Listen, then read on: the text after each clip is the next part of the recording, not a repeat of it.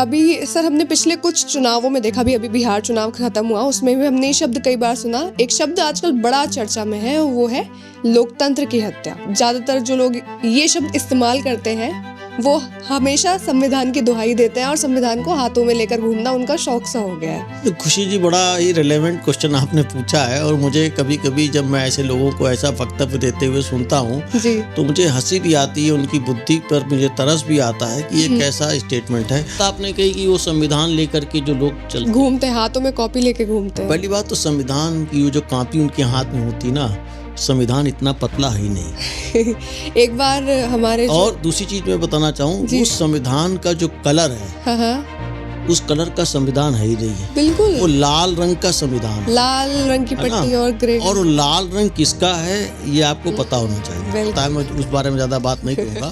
नमस्कार, स्वागत है आप सभी का विदुर दृष्टि के एक और पॉडकास्ट में। आज संविधान दिवस के अवसर पर हम बात करने जा रहे हैं चौधरी चरण सिंह यूनिवर्सिटी के Tilak School of Journalism and Mass Communication के associate professor doctor Manoj Kumar Shrivastava से।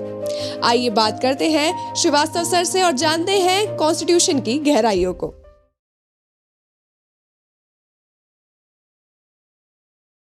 सर, सबसे पहले तो आपको संविधान दिवस की हार्दिक शुभकामनाएं। आपको भी खुशी जी, बहुत बहुत बधाई हो। बहुत बहुत धन्यवाद सर। आज के इस पॉडकास्ट की शुरुआत करेंगे एक ऐसे सवाल से जो मेरे मन में बहुत दिनों से उछल रहा था। देखिए, हमारा जो संविधान था वो इन्फोर्समेंट में आया 1950 में।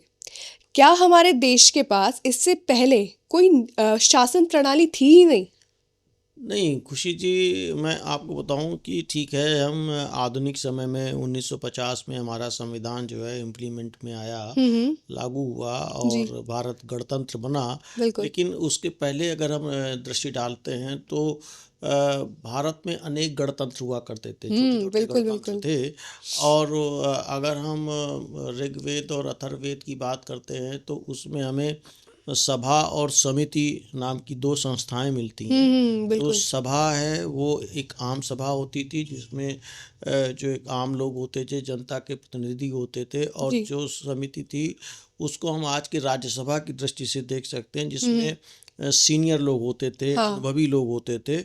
और ये दोनों लोग मिल कर के राजा या जो सरकार होती है उसके संचालन में एक महत्वपूर्ण भूमिका निभाते थे। और जहाँ तक जिक्र होता है कि महाभारत के बाद जो काल आता है उसमें हमें उत्कीर्ण हुए शिलालेख मिलते हैं जिन पर उस समय की जो शासन प्रणाली थी उसके हमें दर्शन होते हैं। और उसके बाद जब भारत अनेक गणतंत्रों में विभाजित हुआ, जनपद महाजनपद बने, तो वहाँ पर जो चुनाव होता था प्रतिनिधि का, और जिसको कि गोप कहा जाता था। अच्छा। तो गोप जो है वो आगे चल करके, मतलब गोप जो है वो फिर राजा बनते थे और वही राजा अपने लिए मंत्रिपरिषद का चयन करते थे और मंत्रिपरिषद की सलाह पर वो सरकार चलाते थे। अच्छा। इसीलिए हमारे यहाँ जो कहा भी गया है कि राजा प्रजा का पात्र है, वो एक प्रतिनिधि मात्र है। तो राजा जो है वो एक प्रतिनिधि का स्वरूप था, वो जनता अपना प्रतिनिधि चुनती थी। और अगर आप देखें तो रामचरितमानस में भी तुलसीदास ने लिखा है कि जास राज्य प्रिय प्रजा दुखारी सुर अवस नरक अधिकारी। मतलब राजा का जो हित है वो प्रजा के पालन में, प्रजा को जो है कष्ट निवारने में है, प्रजा का जीवन सुगम बनाने के लिए। अब हम बात करते हैं अगर कौटिल्य यानी चाणक्य के जो अर्थशास्त्र की, तो अर्थशास्त्र जो एक ऐसा ग्रंथ है, एक ऐसा दर्शन है जिसमें राजा के कर्तव्य क्या होने चाहिए उसका वर्णन है, राज्य कैसा होना चाहिए उसका वर्णन है। उसमें राजा की जो कार्य प्रणाली है वो भी वर्णित है, राजा की दिनचर्या का वर्णन है, और राजा की क्या सीमाएं हैं, राजा किस समय कौन से कार्य करेगा। आप सोचिए, उसमें इतना चाणक्य ने जो वर्णन किया है कि राजा को कै बजे सोना है, कै बजे जगना है। जो उसके गुप्तचर होते थे, जिनको उस समय स्पष्ट उनकी किताब पुस्तक में वर्णन है कि किस समय उनको अपने जो स्पष्ट हैं, उनके जो गुप्तचर हैं, उनसे किस समय मंत्रणा करनी है। जिसको आप आज के परिप्रेक्ष्य में देखें अगर, तो जो गुप्तचर आपकी तमाम इंटेलिजेंस एजेंसीज हैं, जो और यहाँ तक कि कौटिल्य ने तो इतना जो उनका सप्तांग का सिद्धांत है, एक राज्य का दूसरे राज्य से जो संबंध है, जी अगर आप उसको देखें, उसका विश्लेषण करें, तो समझ में आता है कि जो आज की जो विदेश नीति है, हाँ वो काफ़ी हद तक जो है, चाणक्य ने उसका वर्णन इतने वर्षों पहले कर रखा था। उन्होंने कहा था शत्रु का जो शत्रु है वो आपका मित्र होना चाहिए। तो जिसमें अगर आपको इधर परेशानी हो तो वो उधर आपके लिए फेवर में खड़ा हो जाए, वो उधर परेशान। शत्रु आपका मित्र, शत्रु का शत्रु जो है, एक राजा का शत्रु जो है दूसरे राजा का मित्र। और पड़ोसी से संबंध, कभी पड़ोसी जो देश होते हैं उनसे आपके संबंध बहुत ज़्यादा सौहार्दपूर्ण नहीं रहते हैं, क्योंकि वहाँ पर सीमाओं का टकराव होता है, हितों का टकराव होता है। यहाँ तक कि कौटिल्य ने ये भी लिखा था कि एक राजा को अपनी जनता से टैक्स कर कितना लेना चाहिए, वो भी डिफाइंड है कि जितना दाल में नमक चल सकता है उस हिसाब से उतना कर लेना चाहिए, जिससे कि प्रजा पर, जनता पर बोझ ना पड़े। तो ये वर्णन जो है हमें अपने ग्रंथों में देखने को मिलते हैं। जहाँ आपकी रही बात कानून की, तो अनेक स्मृतियाँ हैं, उन स्मृतियों में इनका उल्लेख मिलता है कि जैसे मनुस्मृति में लिखा हुआ है कि जब सब सोते हैं तो भय जागता है, और भय काहे का? कानून का। मतलब कि अगर हम सपने में भी हमें अगर प्रशासन का भय है कि हमने कुछ गलत किया तो हमें दंड मिलेगा, तो वहाँ पर क्या होता है कि शासन और प्रशासन सुचारू रूप से करते हैं। क्यों? क्योंकि अगर प्रशासन का भय नहीं होगा तो जनता जो है उच्छृंखल हो सकती है, स्वच्छंद हो सकती है। तो इसलिए ये कहना अतिशयोक्ति होगी कि जो संविधान, या इंग्लिश में जिसको हम कॉन्स्टिट्यूशन कहते हैं, ये जब अंग्रेज आए तो उनकी देन है, बल्कि इसकी जड़ें हमारे यहाँ बहुत पहले से रही हैं। और हाँ, ये एक अलग बात है कि आधुनिक अर्थों में चूँकि उनका शासन यहाँ लगभग 190 वर्ष रहा, तो उसके कुछ जो भी चीज़ें होती हैं उनसे प्रभावित हुए बिना कुछ भी। 190 साल का समय बहुत बड़ा समय होता है, और उसके पहले भारत जिस तरीके से जो आक्रांता आए उन्होंने यहाँ अपना शासन किया, तो हमारी जड़ें जो थी काफ़ी हद तक प्रभावित भी हुई, लेकिन वो जड़ें जो थी इतनी मजबूत थी, वृक्ष इतने उनके घने थे, इतने मजबूत थे कि वो बहुत ज़्यादा उनको क्षतिग्रस्त नहीं कर पाए। और आज वो जो हमारा जो लोकतंत्र जो जीवित है, जो लोकतंत्र जिंदा है, वो इस संविधान के कारण और जो हमारी सभ्यता और संस्कृति रही है उसके कारण आज वो फलीभूत हो रहा है, पल्लवित हो रहा है और पोषित हो रहा है। जी बिल्कुल। जैसा कि आपने बताया कि कैसे हमारे ग्रंथों में कितनी बारीकी से राजनीति को मेंशन किया गया है, कि कैसे एक राजा का दिनचर्या तक मेंशन किया गया है कि किस क्षण में उसे क्या करना चाहिए।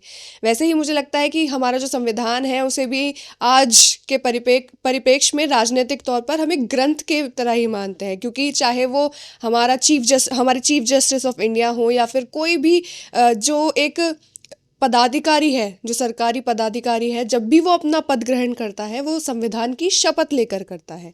देखिए, आपका कहना ठीक है। सबसे पहली चीज़ तो आधुनिक परिप्रेक्ष्य में हम देखें तो संविधान है क्या? संविधान एक तरीके से वो एक लिखित दस्तावेज है, या लिखित ग्रंथ है, या लिखित आप जो भी उसको पांडुलिपि है, लिखित पुस्तक है, जिसमें उस देश का शासन किस प्रकार से चलाया जाए, वहाँ की शासन व्यवस्था किस प्रकार से संचालित हो, इसका वर्णन होता है। और प्रत्येक देश का संविधान अपनी संस्कृति के हिसाब से, अपनी सभ्यता के हिसाब से रचा जाता है, उसका निर्माण किया जाता है, और उसी के अनुसार वहाँ पर शासन व्यवस्था चलती है। तो ये हमारा एक संविधान हो गया मोटा मोटी, जो कि एक आम आदमी उसको समझ सकता है।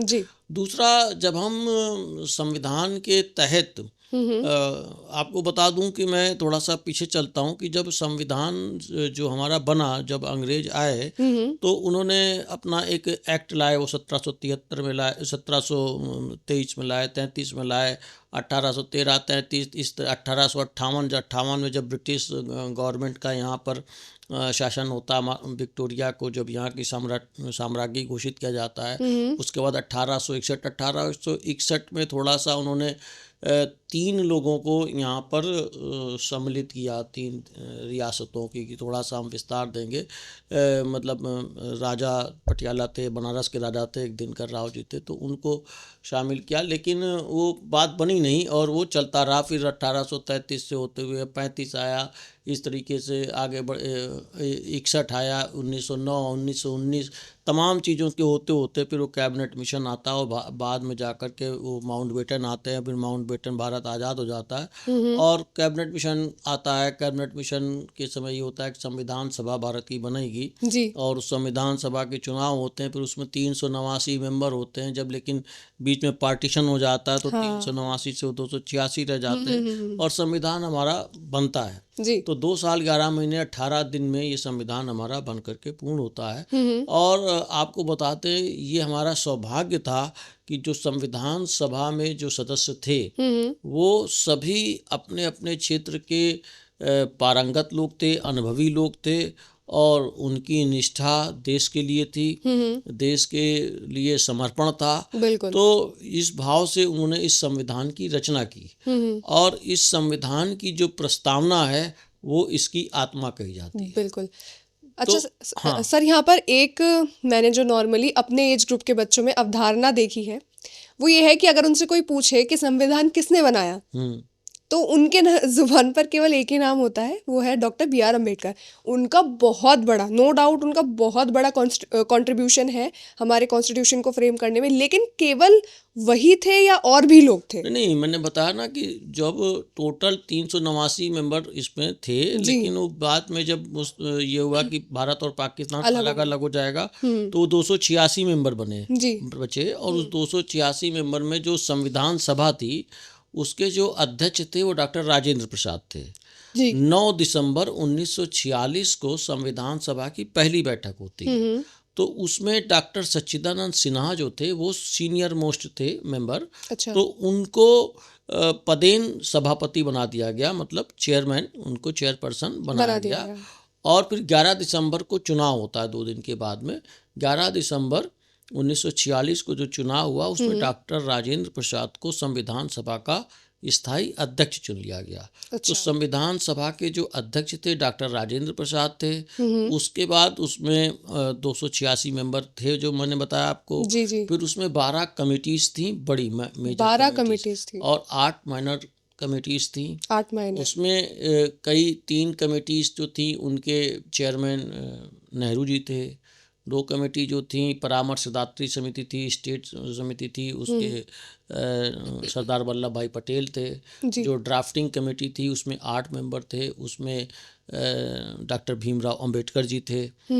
इसी तरीके से स्टीयरिंग कमेटी और एक, देखिए मैं नाम भूल रहा हूँ, उस कमेटी के जो अध्यक्ष थे डॉक्टर राजेंद्र प्रसाद थे। तो इस तरीके से तमाम कमेटीज़ थी और उन कमेटीज़ ने मिल कर के काम किया। उसका जो मसौदा था ड्राफ्टिंग कमेटी, जो ड्राफ्टिंग कमेटी थी वो डॉक्टर भीमराव अंबेडकर जी थे। तो इन सब ने मिल कर के संविधान को बनाया। लेकिन चूंकि वो ड्राफ्टिंग कमेटी के चेयरमैन थे तो इसलिए आम लोग उनको संविधान जो है उसके निर्माता के रूप में जानते हैं और मानते हैं। संविधान सभा के एक सलाहकार थे बी.एन. राव, नाम सुना होगा आपने, बेनेगल नरसिंह राव जी। और ये भी कहा जाता है कि संविधान का एक प्रारूप जो है, लगभग जो रफ इसका ड्राफ्ट था वो उन्होंने तैयार किया था और उन्होंने संविधान सभा को जो है वो भेंट भी किया था। तो इन तमाम प्रयासों के साथ में संविधान सभा ने काम किया और हमारा संविधान हमारे सम्मुख आज जिस रूप में प्रस्तुत है वो सभी लोग उसके पात्र हैं। हाँ, डॉक्टर अंबेडकर का योगदान इसलिए है कि वो ड्राफ्टिंग कमेटी के थे और इस तरीके से वो ड्राफ्ट किया जाए, इस नाते उनके योगदान को भी जो है प्रशंसा मिलती है और उनको सम्मान प्राप्त होता है। अभी सर हमने पिछले कुछ चुनावों में देखा, अभी बिहार चुनाव खत्म हुआ, उसमें भी हमने ये शब्द कई बार सुना। एक शब्द आजकल बड़ा चर्चा में है, वो है लोकतंत्र की हत्या। अक्सर ये शब्द बोलने, जो ये शब्द ज़्यादातर जो लोग ये शब्द इस्तेमाल करते हैं वो हमेशा संविधान की दुहाई देते हैं और संविधान को हाथों में लेकर घूमना उनका शौक सा हो गया है। कहीं भी जिस भी स्टेट में वो जीतते हैं वहाँ पर ना संविधान की हत्या होती है ना लोकतंत्र की हत्या होती है, पर जहाँ वो हारे वहाँ संविधान की हत्या हो गई, वहाँ लोकतंत्र की हत्या हो गई। इस पर आपकी क्या कहना होगा? खुशी जी, बड़ा ही रिलेवेंट क्वेश्चन आपने पूछा है। और मुझे कभी कभी जब मैं ऐसे लोगों को ऐसा वक्तव्य देते हुए सुनता हूँ जी। तो मुझे हंसी भी आती है, उनकी बुद्धि पर मुझे तरस भी आता है कि ये कैसा स्टेटमेंट है। और ये शब्द आज कुछ प्रचलन में ज़्यादा है। बिल्कुल। और जब हम छोटे थे, थोड़ा आज से मतलब 20 साल पहले भी लगभग इस तरीके के शब्द आते थे कि लोकतंत्र की हत्या हो गई हाँ। या संविधान की हत्या हो गई। तो हम थोड़ा थोड़ा पीछे चलते हैं, जी। पीछे चलते हैं कि आपको बताऊं कि आपने एक शब्द सुना होगा, राष्ट्रपति शासन। जी जी जी। ये संविधान में आर्टिकल 356 है और उसके तहत ये व्यवस्था है कि अगर केंद्र सरकार को या सरकार को ये महसूस होता है या मालूम होता है गवर्नर के माध्यम से या ऐसे रिलायबल सोर्सेस के माध्यम से कि उस प्रदेश की शासन व्यवस्था संविधान के अनुसार नहीं चल रही है, जी।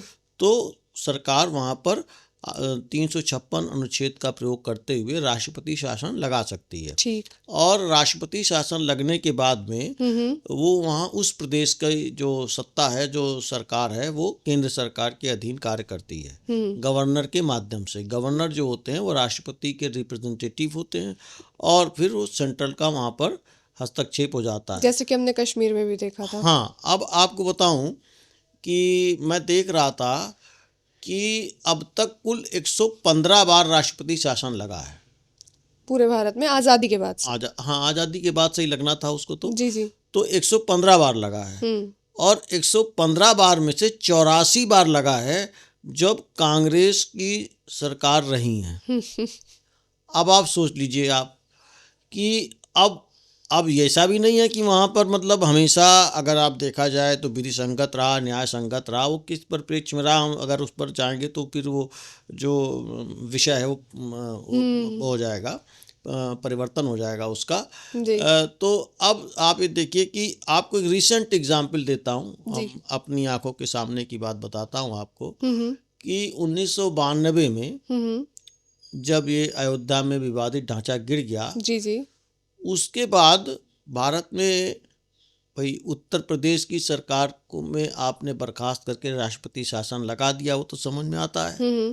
लेकिन मध्य प्रदेश, राजस्थान, है ना, और आपका एक प्रदेश और था, मैं शायद उसका नाम मैं भूल रहा हूँ, तो 3 जगह की सरकारों को आपने और गिरा दिया। तो उसका क्या औचित्य था? मतलब वहाँ पर कोई भी आपदा थी नहीं, कुछ नहीं था। और बाद में सुप्रीम कोर्ट ने उन 3 जगह जो सरकार गिराई गई थी, राष्ट्रपति शासन लगा था, उसको अवैध ठहरा दिया। लेकिन अब वहाँ चूंकि चुनाव हो चुके थे दोबारा, वहाँ दोबारा सरकार का गठन हो चुका था, कुछ नहीं हो सकता, तो कुछ नहीं हो सकता था। तो अब आप ये सोचिए कि वहाँ पर संविधान और लोकतंत्र का क्या हुआ। तो ये एक अपने आप में बड़ा ही हास्यास्पद स्टेटमेंट है। अब जब आप सरकार मतलब आपकी पार्टी अगर जीत जाती है जी, तो चुनाव आयोग सही है, ठीक है, जो चुनावी प्रक्रिया है वो सही है, मतगणना है वो सही है, सब चीज़ें सही हैं। लेकिन अगर आपकी पार्टी हार जाती है तो साहब उस पर बवाल है, साहब हम तो मानेंगे नहीं। इस बात का क्या मतलब? अब बात आपने सवाल उठाया ईवीएम पे। जी जी। तो ईवीएम एक बहुत ही सुरक्षित प्रमाणिक वोटिंग प्रणाली है जिसके द्वारा हम सभी वोट डालते हैं। आपने भी वोट डाला होगा अगर, तो आपने देखा होगा, आप जाती तो पहले आपकी पहचान की जाती, फिर दोबारा जो प्रिसाइडिंग ऑफिसर है वो बटन दबाते हैं। जब आप अंदर जब वो वेरीफाई कर लेते हैं कि आप ही हैं तो वो बटन दबता है, तब अंदर मशीन खुलती, तब आप जाके वोट डाल करके बाहर आती हैं और फिर वो लॉक हो जाती। जब तक दोबारा वो प्रक्रिया नहीं हो जाएगी दूसरा वोट नहीं डाल पाएगा। जी जी जी। अब साहब जो बैलेट पेपर से होता था उसमें क्या होता था? धांधलेबाजी। उसमें क्या ठप्पे लगते थे। और ये हकीकत है, मेरे फादर थे, ग्रैंडफादर थे, जिनसे सुना हो, मैं भी जब वो संभाला तो चुनाव होते थे, पेपर में निकलता था वो बैलेट पेपर बदल गए, इतने बैलेट पेपर नहीं, बैलेट बॉक्स बदल गए, अच्छा, ट्रक के ट्रक गायब हो गए, ये खबरें छपती थी अखबार में, ट्रक गायब हो गए। हाँ, आप पुराने लोगों से पूछिए, अब पुराने अगर आप अखबार खोजेंगे लाइब्रेरी में जाकर तो मिलेगा। अब मैं एक जगह का आपको बताऊंगा नहीं, जिक्र नहीं बताऊंगा, मतलब जगह का नाम नहीं लूंगा आपसे, अच्छा नहीं लगता जी, कैंडिडेट का भी नाम नहीं लूंगा जी। हम लोग किशोरावस्था में थे, हम्म 17-18 साल के रहे होंगे, बल्कि 16 ऐसे ही थे। तो चुनाव हुए। हम्म अब चुनावी वो मतगणना चल रही थी। हम लोगों ने कहा भाई चलो आज यार मतगणना, ट्यूशन गए, कोचिंग से निकले, चलो भाई मतगणना स्थल पर चलते हैं। गए और वहाँ ऊपर तब ये इस तरीके की चीज़ें नहीं होती थी, वो डीएम कार्यालय पर वो चल रहा था और उस पर लिखा कि हाँ भाई ये इतने वोटों से पीछे चल रहा है, लगभग 10,000 वोटों से पीछे चल रहा है। तो भाई चलो भाई जीत जाए तो भी चलें। खड़े रहे। थोड़ी देर के बाद वो बोर्ड गायब, पर से सब चीज़ें गायब हो गई, अनाउंसमेंट ख़त्म हो गया। फिर उन्होंने चाय वाय पी, समोसे खाए, पता चला जो 10,000 वोट से पीछे चल रहा था वो कितने हज़ार से वोट जीत गया। तो अब आप क्या करिएगा? ये सब चीज़ें होती रही हैं और इसी कारण ईवीएम जो है बहुत ही अच्छी प्रणाली है जिसके माध्यम से हम लोग वोट देते हैं। कई वोट तो मैंने सुना है कैंसिल भी हो जाया करते थे। मेरे पापा बताते हैं कि स्टैंप लगाने के बाद जैसे वो पर्ची मोड़ते हैं तो उसका इंप्रेशन आ जाता हाँ, था। इंप्रेशन तो अगर वो उस पर पड़ गया तो वोट कैंसिल हो जाता था। दूसरी चीज़ मैं बताना चाह रहा था आपको, जब ये ईवीएम आया और ईवीएम है या आपने मतदाता पहचान पत्र की बात की जी, तो टीएन शेषन हमारे एक जी, जी, कमिश्नर जी। थे, chief election commissioner of India. तो वो उनके योगदान को कम नहीं आंका जा सकता। बिल्कुल, ईवीएम उन्हीं की देन है। मतदाता पहचान पत्र हो या चुनाव आयोग एक निकाय है इस देश में, उसकी अपनी आइडेंटिटी है, वो एक संवैधानिक संस्था है। इसको स्थापित करने वाला अगर कोई व्यक्ति है तो वो टीएन शेषन साहब हैं। बिल्कुल। और हम लोगों के समय में जब हम लोग छात्र थे ग्रेजुएशन या पीजी के, तो टीएन शेषन एक हीरो के रूप में थे। आपको बताऊं कि प्रशासन क्या होता है जी, ये इसका एक बहुत ही बेहतरीन एग्जाम्पल था। और वो दैनिक जागरण में फ्रंट पेज पे खबर छपी थी कि प्रशासन का रूप जो है, इस तरीके की खबर थी। हेडलाइन मुझे नहीं याद है, उसमें ये था कि लखनऊ विश्वविद्यालय में ये मतगणना चल रही थी। अच्छा। अगर जो लोग लखनऊ से परिचित हैं तो जब आप हजरतगंज की तरफ से लखनऊ यूनिवर्सिटी की तरफ जाते हैं तो गेडी स्टेडियम के आगे गोमती नदी का पुल पड़ता है। अच्छा। तो उस पुल पर से बैरिकेडिंग लगा दी गई थी, पुलिस खड़ी थी, आप उधर जा नहीं सकते थे। ठीक। क्योंकि वो इलेक्शन कमीशन ने उसको बंद कर रखा था। अच्छा। एक डीआईजी साहब थे, वो उधर जाना चाह रहे थे। एक सब इंस्पेक्टर वहाँ ड्यूटी पर थे। अच्छा। उन्होंने गाड़ी रोक ली। उन्होंने कहा भाई मैं डीआईजी, बोले साहब आपके पास नहीं है, व्हीकल पास नहीं है। अच्छा। तो इधर से नहीं जा सकते। तो उन्होंने बताया, परिचय दिया, बोले साहब वो तो ठीक है, आप हमारे बड़े अधिकारी हैं, लेकिन अगर शेषन साहब को पता चल गया ना तो मेरी नौकरी चली जाएगी। अब आप ये खबर अखबार में छपी थी।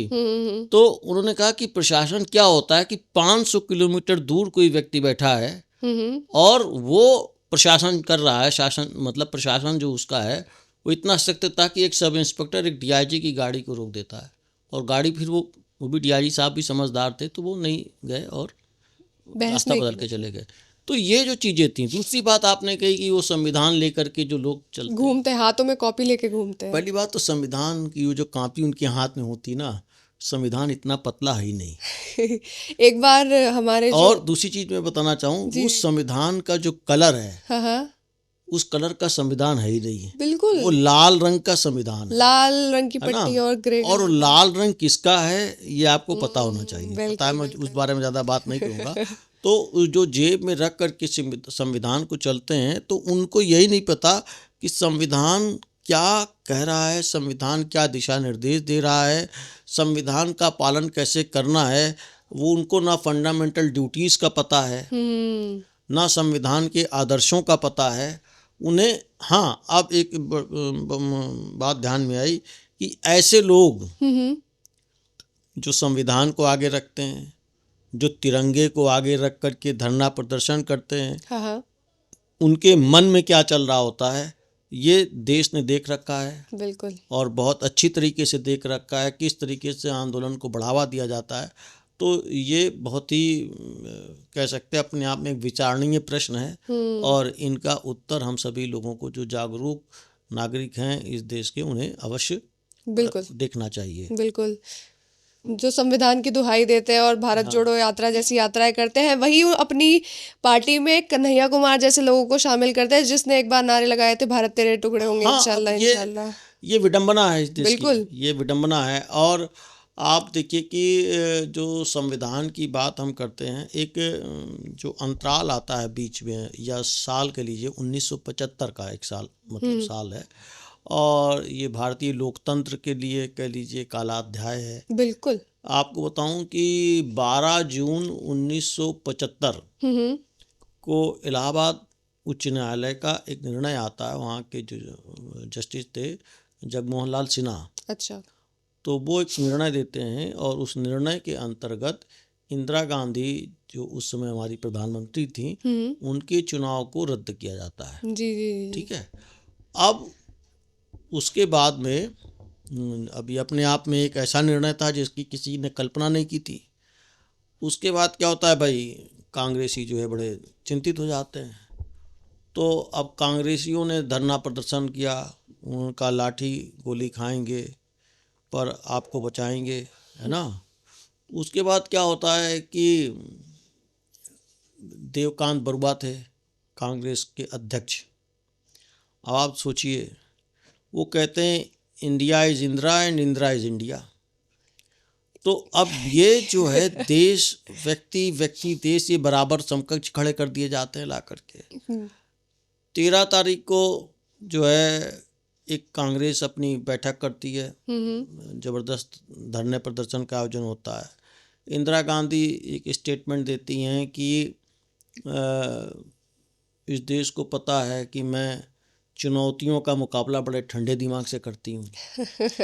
तो इस तरीके से चीज़ें आगे बढ़ती हैं, और बढ़ते बढ़ते फिर जो है उधर इंदिरा जी का एक स्टेटमेंट आता है कि विरोधी दल ये नहीं वो करेंगे, इस बात का निर्णय करेंगे कि मैं पद छोड़ूं, मेरी जो पार्टी कहेगी मैं उसको वो काम करूंगी। अब उधर जयप्रकाश नारायण जिन्होंने तय किया था कि हम साहब जो है वो करेंगे, इनको पद छोड़ देना चाहिए, विद्रोह उनका ये कहना था कि जो है भाई जब निर्णय आया है तो आप पद छोड़ दीजिए और बिल्कुल फिर सही बात सुप्रीम है। कोर्ट के निर्णय आने का इंतजार करिए। लेकिन ये तय था कि वहाँ समाचार पत्रों में ये खबर आ चुकी थी कि अब ये पद छोड़ेंगी नहीं जब तक सुप्रीम कोर्ट से अंतिम निर्णय नहीं आएगा। 25 जून को आंदोलन की तैयारी थी, और 25 जून को ही इमरजेंसी लगा दी गई। अब इमरजेंसी जो लगी, इमरजेंसी का एक कॉन्सेप्ट ये होता कि भाई चलो कोई विरोध, बाह्य प्रदर्शन हो जाए, आक्रमण हो जाए, लेकिन वो जिस तरीके से लगी है उस बारे में तो ज़्यादा बात करने की आवश्यकता नहीं है।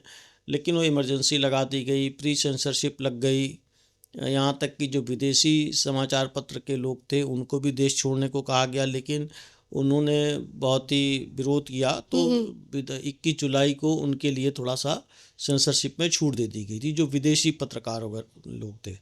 तो उसके बाद जा कर के फिर वो वहीं से जो प्री सेंसरशिप थी उसके परिणाम भयानक रहे। परिणाम भयानक इसलिए रहे कि सरकार की जो योजनाएं थी, सरकार जो करना चाहती थी, जनता तक वो बात सही ढंग से नहीं पहुंच रही थी, कि वो जनता की जो फीलिंग्स थी वो सरकार तक नहीं पहुंच रही थी।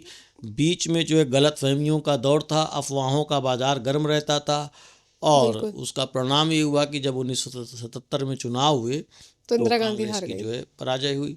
तो ये एक काल, ऐसा काल था कि उसके बारे में कहा नहीं जा सकता, किसी को कुछ पता नहीं, हर आदमी भय में जी रहा था, हर आदमी डरा हुआ था कि कब किसका नंबर आ जाए, कब किसका नंबर आ जाए।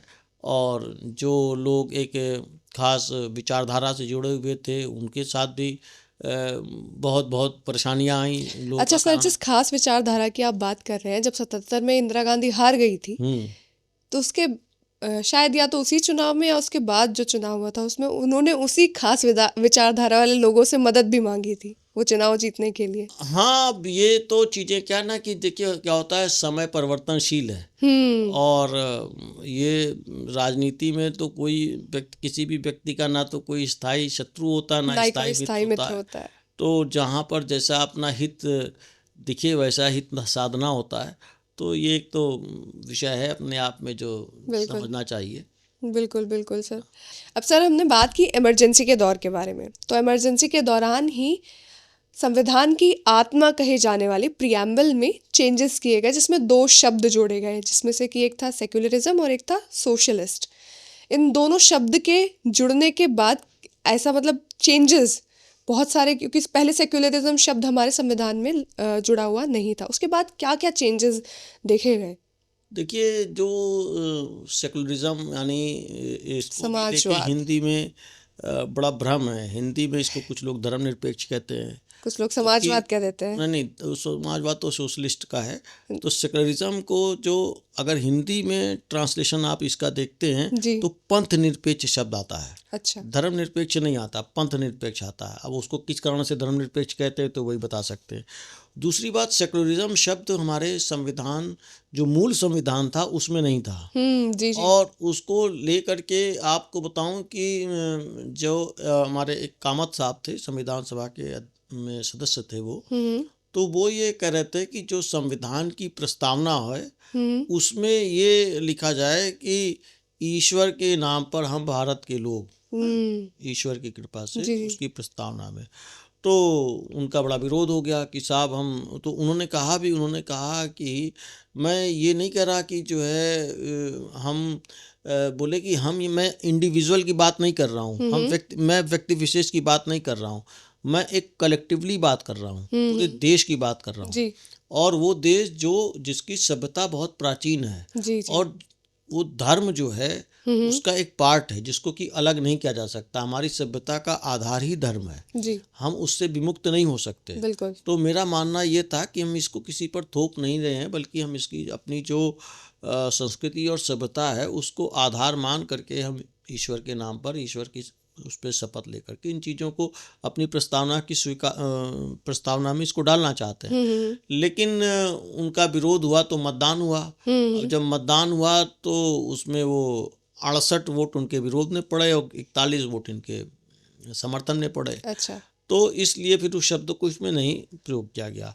तो लोगों ने ये कहा कि भाई इसको डालने की कोई आवश्यकता इसलिए नहीं है क्योंकि हमारे यहाँ तो सब चीज़ें धर्म पर आधारित ही हैं। हाँ। धर्म का मतलब यहाँ पर पूजा पद्धति और उपासना पद्धति से नहीं था। बिल्कुल। धर्म का मतलब ड्यूटीज से था, सबके अपने जो कर्तव्य हैं उनसे था। जी। तो अब इस जो सेकुलरिज्म शब्द जो इसमें प्रयोग किया गया, जो एक्सपर्ट हैं, जो विचारक हैं, जो जिनका बड़ा अध्ययन है इन सब चीज़ों पर, जब मैंने उनको पढ़ा तो पता चला कि ये एक खास वर्ग को, एक खास धर्म के लोगों को संतुष्ट करने के लिए, अपीजमेंट के लिए इस शब्द का समावेश किया गया है। अन्यथा भारत में कोई भी चीज़ धर्म विरुद्ध हो ही नहीं सकती। यहाँ पर पिता का पुत्र के प्रति क्या धर्म है, क्या कर्तव्य है, पुत्र का पिता के प्रति क्या है, गुरु का शिष्य के प्रति क्या है, शिष्य का गुरु के प्रति क्या है, ये सारी चीज़ें धर्म में ही लिखी हुई है, धर्म के अंतर्गत ही आती हैं। तो अगर आप इसको धर्म विरुद्ध कर दीजिएगा तो देश कैसे चलेगा। जहाँ तो ये इसलिए, चूँकि अब आपको पता ही है, अब आप भी वयस्क हैं, मतदाता हैं, तो पता आपको होगा ही कि किस तरीके से लोगों को प्रभावित करने के लिए अपने अपने जो समूह हैं, अपने अपने जो हित साधक जिनसे हमारा हित सज सकता है, उनको संतुष्ट करने के लिए जिस प्रकार से चीज़ें की जा रही हैं उसका एक पार्ट था, ये बहुत पहले से था। और जहाँ तक बात है समाजवादी शब्द डालने का, तो अब जो कुछ लोग हैं उनका ये कहना है कि जो उस समय जो समाजवादी देश जैसे रशिया था, सोवियत जी सोवियत, तो उसको ध्यान में रखते हुए उसको संतुष्ट करने के लिए या उसके जो परस्पर जो मैत्री थी उसको बढ़ावा देने के लिए इस तरीके के शब्द का समावेश किया गया। तो ये विषय आते हैं और हमें तो नहीं लगता कि भारत में जो है धर्म के विरुद्ध भी कुछ हो सकता है, क्योंकि धर्म हमारा प्राण तत्व है। हम उसके हाँ भले हम पूजा करें या ना करें, लेकिन धर्म विरुद्ध आचरण हमारे यहाँ जो है अमान्य है। जी बिल्कुल। अब सर हमने बात की कि जो 2 शब्द सेक्युलरिज्म और सोशलिस्ट संविधान में बाद में अमेंडमेंट के तहत ऐड किए गए, उनका कारण क्या रहा। लेकिन अब बात ये आती है, क्योंकि उस समय संसद में विपक्ष की मौजूदगी ही नहीं थी, तो ये जो संशोधन पारित किया गया, क्या ये लीगल था? हाँ, बहुत अच्छा सवाल है। देखिए इसमें 75 में जब इमरजेंसी लग गई, जी जी। तो जो 42वां संशोधन हुआ, जिसको संविधान मतलब लघु संविधान कहा जाता है, जिस तरीके से इन्होंने इस संशोधन को किया, जी। वो उसकी फिलॉसफी में, उसके दर्शन में ही, संविधान के दर्शन में ही आमूलचूल परिवर्तन कर दिया, तो इसकी वैधानिकता पर प्रश्न चिन्ह उठना स्वाभाविक है। बिल्कुल। कि जिस प्रकार वहाँ विपक्षी नहीं था, तो फिर आप जो चाहे सो कर सकते। जिस तरीके से आपने लोकसभा का कार्यकाल बढ़ा लिया 1 साल का, जी जी तो जी ये अपने आप में मुझे तो नहीं लगता कि भाई ये सही था। अब हालांकि ये मामला सुप्रीम कोर्ट में भी गया, अब चूंकि वहाँ पे सब स्वीकार कर लिया गया तो भी चल रहा है। अन्यथा अगर इसकी वैधानिकता को देखा जाए तो मुझे ज़्यादा न्यायोचित नहीं लगता है। जी। अच्छा सर, सेक्युलरिज्म जो एक ये शब्द ऐड किया गया है, इसका मतलब है कि हमारे देश का कोई ऑफिशियल धर्म नहीं है। हाँ और ये भी कहा जाता है कि कानून की नज़र में सब एक बराबर है। हाँ पर फिर भी सर, हमारे देश में माइनॉरिटीज़ कई हैं, और सबसे ज़्यादा मैं माइक्रो माइनॉरिटी कहूँ तो वो पारसीज़ है। लेकिन माइनॉरिटीज़ के नाम पे एक ही धर्म को विशेष राइट्स क्यों दिए जाते हैं? अब देखिए खुशी जी, मैंने अभी शुरुआत में ही मैंने आपको बताया कि ये राजनीति है और लोकतंत्र है। यहाँ पर क्या है कि वोट की कीमत बहुत है, बिल्कुल। और सभी अपना जो वोट बैंक है उसको सुरक्षित रखना चाहते हैं। तो ये लगता है कि अगर हम किसी खास माइनॉरिटीज़ जो लोग हैं, किसी खास माइनॉरिटी के लोग हैं, हाँ। अगर वो हमारे फेवर में रहेंगे तो हमारे पास वोट ज़्यादा आएगा। अच्छा। हम ज़्यादा लोगों को अपने पास एकत्र कर सकेंगे, और उसके अपीजमेंट के लिए जो चीज़ें हैं, अब एक प्रधानमंत्री साहब थे, उन्होंने कहा कि भाई देश के संसाधनों पर पहला जो हक है, अधिकार है, वो अल्पसंख्यकों का है। तो बेचारे बहुसंख्यक क्या करेंगे? फिर तो ये विचारने के प्रश्न है, वो कहाँ जाएंगे? तो वही है कि मतलब हित जहाँ दिखते हैं, आदमी उसी हिसाब से इंटरप्रिटेशन करता है, उसी हिसाब से कम्युनिकेशन करता है और प्रभावित करने की कोशिश करता है, जहाँ तक अपने हितों का संवर्धन करने की बात हो। बिल्कुल। तो सर, आज हमारे संविधान को 75 वर्ष पूरे हो रहे हैं। पूरे 75 ईयर्स हमारा संविधान लागू हुए हो गए हैं आज। ऐसे में जिस उद्देश्य के साथ हमारा संविधान बनाया गया था, इसको फ्रेम किया गया था, गठित किया गया था, क्या वो उन मायनों पर खरा उतर भी रहा है कि नहीं? देखिए खुशी जी, कोई भी चीज़ जब बनती है उसके उद्देश्य बहुत ही अच्छे होते हैं, पवित्र होते हैं, पावन होते हैं जी। और उस उद्देश्य को प्राप्त करने में हम कहाँ तक सफल हुए हैं, इस बारे में मैं आपको बताना चाहूँगा कि ये सवाल डॉक्टर अंबेडकर ने इसका जवाब बहुत अच्छे से दिया था कि ये संविधान कैसा रहेगा, कितना सही रहेगा, कितना आगे अपने लक्ष्य को प्राप्त करेगा। तो उन्होंने कहा था कि हमने भारत को सर्वश्रेष्ठ संविधान प्रदान कर दिया है। भविष्य में अगर ये संविधान फेल होता है जी, अपने जो उद्देश्य उनको प्राप्त करने में सफल नहीं होता है, तो ये इस संविधान की विफलता नहीं होगी, वरन ये उनकी कमी होगी जो इस संविधान को प्रयोग में लाए या जिनके ऊपर इस संविधान को पालन कराने की जिम्मेदारी थी। तो अगर वो सही ढंग से काम नहीं करेंगे तो फिर संविधान फेल हो जाएगा। जो संविधान सभा के अध्यक्ष थे डॉक्टर राजेंद्र प्रसाद, उन्होंने ये कहा कि अगर योग्य, चरित्रवान, ईमानदार, निष्ठावान लोग इस देश का संचालन करेंगे तो वो कोई भी कैसा भी संविधान हो उसको सही कर देंगे, उसको अच्छे से चलाएंगे और उसको उपयोगी बना देंगे। बिल्कुल। लेकिन आप उनको बहुत अच्छा संविधान दीजिए, अगर वो योग्य, चरित्रवान और निष्ठावान नहीं हुए तो वो अच्छे से अच्छे संविधान को भी खराब कर देंगे। बोले संविधान जो क्या है, एक निर्जीव है, एक मशीन की तरीके से है। हम उसको किस तरीके से प्रयोग करेंगे, उसकी सफलता, उसका जो पालन कराने वाले हैं उन पर निर्भर करती है। अब जहाँ तक बात है, हम संविधान में, हमारे संविधान में जो कार्यपालिका, विधायिका, न्यायपालिका, जी, इन तीनों का अलग अलग जो दायित्व हैं उनका वर्णन किया गया है। हाँ। लेकिन जब ये एक दूसरे के क्षेत्र पर अतिक्रमण करते हैं तो वहाँ पर क्या होता है कि व्यवस्था गड़बड़ हो सकती है, व्यवस्था चौपट हो सकती है। तो इसलिए जो भी हमारे जो क्षेत्र हैं, जो भी हमारे ये जो अंग हैं, अगर ये सही ढंग से अपना काम करते रहेंगे तो ये हमारा लोकतंत्र चलता रहेगा, हमारा संविधान चलता रहेगा, अपने उद्देश्यों को प्राप्त करता रहेगा। और ये इस संविधान की खासियत है। देखिए, हमारे साथ बहुत सारे देश आज़ाद हुए थे, बिल्कुल। आज उनकी स्थिति क्या है? और हाँ, आज उनकी स्थिति बहुत ही खराब है। कहीं कहीं आप अधिकतर जगह देखिए विद्रोह, मिलिट्री शासन, तानाशाही, हमारे बाकी सब पड़ोसी कुछ देश छोड़ में दीजिए, देख वही लीजिए, पाकिस्तान का है हाल ना, देखिए। बांग्लादेश को देख लीजिए। बिल्कुल। उसके बाद क्या है कि आजकल एक मैं थोड़ा विषय से हट के आपको थोड़ा सा बात करना चाहता हूँ कि जेन जी एक शब्द आ गया। मतलब हमें पता ही नहीं था जेन जी क्या है, ये बाद में भी पता चला, कुछ दिन पहले आया। और ये इस संविधान की खासियत है कि हमारे यहाँ का जो युवा है वो अपना जो उसका लक्ष्य है उस ओर वो बढ़ रहा है, बिल्कुल। करियर को अपना चुन रहा है और देश को आगे बढ़ाने का काम कर रहा है जी। और देश को एक अग्रिम और एक नए कीर्तिमान देश हमारा स्थापित करे, इसके लिए सदैव प्रयासरत रहता है। बिल्कुल। तो ये इस संविधान की खासियत है। क्यों? हमारे संविधान में लिखा हुआ ना, तो क्या है कि हमारी जो सॉवरेनिटी है वो पब्लिक की जो है, यहाँ के जो रहने वाले लोग हैं, उसमें कहा ना हम भारत के लोग, शुरुआती यहाँ से होती है। बिल्कुल। भारत को संपूर्ण भारत को प्रभुत्व संपन्न, समाजवादी, पंथ निरपेक्ष, लोकतंत्रात्मक गणराज्य बनाने के लिए तथा उसके समस्त नागरिकों को विचार, अभिव्यक्ति, विश्वास, धर्म एवं उपासना की स्वतंत्रता, जी। सामाजिक, आर्थिक, राजनीतिक न्याय। तो ये जब हम पद प्रतिष्ठा, अवसर की समता, ये सब चीज़ें हमारा संविधान दे रहा है। हाँ। तो सबको आगे बढ़ने का मौका मिल रहा है, सर्वांगीण विकास का मौका मिल रहा है, सर्वांगीण विकास का अवसर मिल रहा है।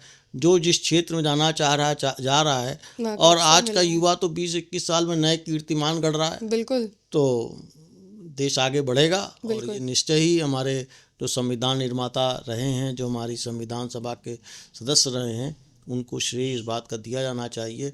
आप देखिए, कहते हैं ना कि हमारा संविधान विश्व का सबसे बड़ा संविधान। जी जी जी। और क्या कहता हमारा संविधान कि हम क्या है कि हम परिसंघात्मक हैं। अभी एक नेता थे जी, उन्होंने कहा कि साहब भारत का संविधान तो क्या है, वो समझौता है राज्यों का, है ना। तो संविधान में हमारे कहा गया परिसंघीय संविधान है। मतलब जो भारत का एक परिसंघ है, इकाइयों का समूह है। लेकिन क्या है, इसमें एकात्मकता है।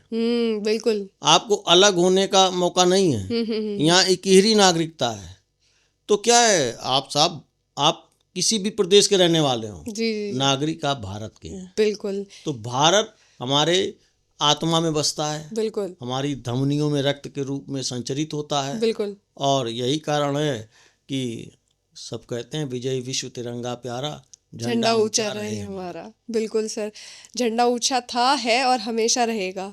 अब सर, आज संविधान दिवस के अवसर पर हमने कुछ ऐसे वीडियोस निकाले हैं जहां पर हमारे पास कुछ राष्ट्र से रिलेटेड और राष्ट्रीय मुद्दों से रिलेटेड कुछ ऐसी वीडियोस हैं जो हम आपको दिखाना चाहेंगे और उन पर आपकी टिप्पणी, आपके विचार जानना चाहेंगे।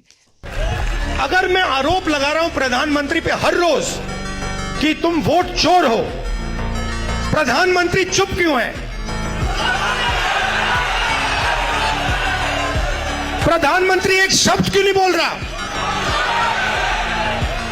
क्योंकि प्रधानमंत्री वोट चोर है और वो जानता है कि हमने उसको पकड़ लिया है। अगर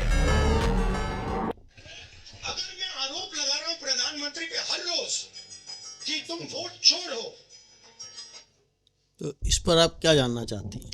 वोट चोरी। और सर, इसमें मैं आपको वीडियो में एक चीज़ दिखाना चाहूँगी। जैसा कि हमने बात की थी कि हाथों में संविधान की कॉपी, ये कार्यक्रम के पीछे ही जहाँ पर राहुल गांधी जी बोल रहे हैं, वहाँ पर उसी तरीके की एक इमेज लगी हुई है। देखिए, अब सबसे बड़ी चीज़ तो है कि और यहाँ पर इनकी भाषा देखिए। ऐसे वक्तव्य पर मैं क्या प्रतिक्रिया दूं, मेरे तो समझ में नहीं आ रहा कि जो ये इनका जो मुद्दा है ये अपने आप में धाराशायी हो चुका है। बिल्कुल। ठीक है। दूसरा, इस देश में मैंने बताया ना, चुनाव आयोग है, निर्वाचन आयोग है, वो चुनाव कराने की जिम्मेदारी उसकी है। बिल्कुल। बड़े अच्छे से चुनाव कराता है चुनाव आयोग जो है। जी जी। और जो इस तरीके के मिथ्या आरोप लगाए जाते हैं ये निराधार हैं। दूसरी चीज़ मैं आपको कहूँगा कि अब इस हित होते हैं और इस हित को चलाने के लिए, हाँ आप कह दीजिए ना, प्रोपेगेंडा जो होता है उसको आगे बढ़ाने का काम करते हैं। बाकी इसका तो उत्तर जनता ने दे ही दिया है। सेकुलरिज्म की हमारी परिभाषा ये है कि एक हिंदू अच्छा हिंदू हो, एक मुसलमान अच्छा मुसलमान, एक सिख अच्छा सिख हो, एक ईसाई अच्छा ईसाई, और सब अपने अपने पंथों का अनुसरण करते हुए एक दूसरे के धर्मों का आदर करें। ये हमारी परिभाषा है। इनका सेकुलरिज्म हिंदू को गाली देने से शुरू होता है, और अगर आप उस गाली देने के कार्यक्रम में शिरकत नहीं करते तो आप सेकुलर हो ही नहीं सकते। और मैं कहना चाहती हूँ, सरकार या ना सरकार, हमें सेकुलरिज्म की ये परिभाषा मान्य नहीं है। हमारी परिभाषा ये है कि एक हिंदू अच्छा हिंदू हो, एक मुसलमान अच्छा मुसलमान।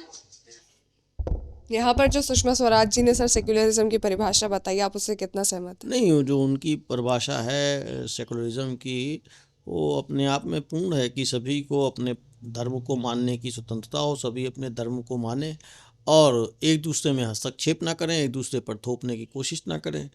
तो वो वही है अच्छा सेकुलरिज्म जो है। और जब हम किसी को प्रश्रय देते हैं, किसी का अपीजमेंट करते हैं, तो वो सेकुलरिज्म नहीं है, वो तो सूडो सेकुलरिज्म है, छद्म धर्मनिरपेक्षता वो कही जाएगी। जब जेएनयू विश्वविद्यालय में एक देशद्रोही के द्वारा भारत तेरे टुकड़े होंगे, अफजल हम शर्मिंदा हैं जैसे देशद्रोही नारे लगते हैं, तो सारे मानवाधिकार के ज्ञाता आकर उसके पक्ष में खड़े हो जाते हैं। तभी तो क्या कहा था उस देशद्रोही ने कि तुम एक अफजल को मारोगे, हर घर से अफजल निकलेगा। तो मैं भारत की बेटी अपनी भारतीय सेना की तरफ से आज ये ऐलान करती हूँ कि उस घर में घुसकर मारेंगे जिस घर से अफजल निकलेगा, वो कोख नहीं पलने देंगे जिस कोख से अफजल निकलेगा। उठो देश के वीर जवानों, तुम सिंह बनकर दहाड़ दो और एक तिरंगा झंडा उस कन्हैया के सीने में गाड़ दो। फूल को श्रृंगार दो, ये मुमकिन नहीं, और एक वीर को झनकार दो, ये मुमकिन नहीं। जो हाथ बांधे सेना के, ऐसे मानवाधिकार का पालन संभव नहीं। जब जेएनयू विश्वविद्यालय में एक देशद्रोही जेएनयू विश्वविद्यालय की यहाँ पर बात हुई। कन्हैया कुमार जो कि कांग्रेस के टिकट से चुनाव भी लड़ चुके हैं और उन्होंने एक समय पर उन्होंने जेएनयू के प्रांगण में ये नारे लगाए थे कि भारत तेरे टुकड़े होंगे और अफजल तेरे कातिल जिंदा है हम शर्मिंदा है। ऐसे ऐसे नारे जिस व्यक्ति ने लगाए और देश की एक सबसे पुरानी पार्टी जिसने बहुत लंबे समय तक सत्ता में रहकर देश पर राज किया, आज वो उस पार्टी के टिकट से चुनाव लड़े, वो हार गए क्योंकि देश को उनका असली चेहरा पता था। पर तो उनको टिकट ही नहीं मिला सर, पिछली बार दिया था ना पिछली बार मिला। हाँ, उनके टिकट से चुनाव तो लड़े हैं वो, भले ही वो हार गए, लेकिन ये कितनी शर्मिंदगी की बात है कि देश की सबसे बड़ी पार्टी ने ऐसे देशद्रोही को अपने नाम से ही चुनाव लड़ाया। देखिए खुशी जी, जो आपका प्रश्न है उसका उत्तर देने के पहले उसका उत्तर इसी में निहित है कि जो अभी ये हमारी सैन्यकर्मी जो जिनका वक्तव्य सुना, ये इनकी बहुत ही स्वाभाविक प्रक्रिया है जी। कि जो आतंकवाद है या जो आतंकवादी विचारधारा है, इसका आतंकवादी आते कहाँ से? ये विचारधारा से आते हैं जी। और जब ये हमारे सैन्यकर्मी हैं, सैन्य अधिकारी हैं, अपने प्राणों की बाजी लगा करके उनसे सामना करते हैं, हमारे कितने सैन्य जो हमारे सैनिक हैं जो ये वीरगति को प्राप्त हो जाते हैं। जी जी जी। तो जब उनको ये लगता है कि जिनको हमने पकड़ा, जिनके लिए हमने जीवन दांव पे लगा दिया, वो छूट जाते हैं या वो ही उनको ही उनका ही गुणगान होता है, महिमा मंडन होता है, तो उनकी जो ये स्वाभाविक प्रक्रिया इस बात को प्रकट करती है कि इनमें कितना आक्रोश है और वो आक्रोश सही है। बिल्कुल, वो बिल्कुल सही आक्रोश है, क्योंकि जो है एक सैनिक भी तो किसी के परिवार का बेटा है, किसी का पति है, किसी का भाई है, वो अपने प्राणों की बाजी लगाता है और आतंकवादियों को पकड़ता है या उनसे लोहा लेता है, तो उसका इस तरीके से गुणगान करना ठीक नहीं है। बिल्कुल। अब जहाँ तक बात आपने कन्हैया कुमार की तो उनके ऊपर जो मुकदमे हैं वो दर्ज हैं जी बिल्कुल। और अब ये न्यायालय को फैसला करना है। अब यहाँ पर थोड़ा सा न्यायालय को ये चाहिए कि जो ऐसे मामले हैं वो जो लंबित ना हो, क्योंकि जस्टिस डिलेड जस्टिस डिनाइड। बिल्कुल बिल्कुल मतलब अगर न्याय देर से आता है तो इसका मतलब वो न्याय नहीं है। बिल्कुल। तो इस पर अपना जो निर्णय दे और इनको जो भी निर्णय आए हमें उसका पालन करना पड़ेगा। लेकिन ये इनके मैं वक्तव्य सुनता रहता हूँ वो कहीं से स्वीकार करने योग्य नहीं है। बिल्कुल कतई नहीं है। कन्हैया कुमार के या जिस तरीके से जेएनयू में जो नारे लगते हैं, जो चीज़ें होती हैं, ये लगता है कि ये हमारे देश का ही एक हिस्सा है जहाँ पर ये लोग पढ़ रहे हैं। तो ये जो है इसकी जितनी भर्त्सना की जाए वो कम है। बिल्कुल। और ये बहुत ही निंदनीय कृत्य है जो नहीं होने चाहिए। बिल्कुल सर।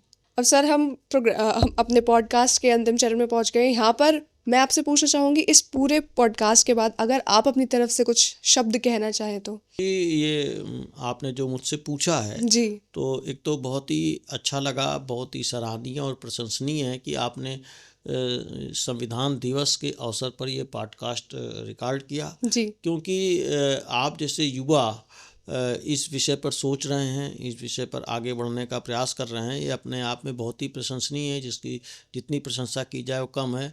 आज ये तो विषय कहिए अब प्रचलन में आ गया, नहीं तो 26 नवंबर हर साल आता था, निकल जाता था। किसी को पता ये नहीं जब से ये सरकार आई है, प्रधानमंत्री मोदी का इनिशिएटिव है कि इसको संविधान दिवस के रूप में मनाया जाने लगा है। और तो ये युवाओं में चर्चा पर चर्चा का विषय बना, एक तरीके से लोगों को इसके बारे में पता चला। अन्यथा अधिकांशता तो यही जानते थे कि 26 जनवरी 1950 को हमारा संविधान लागू हो गया।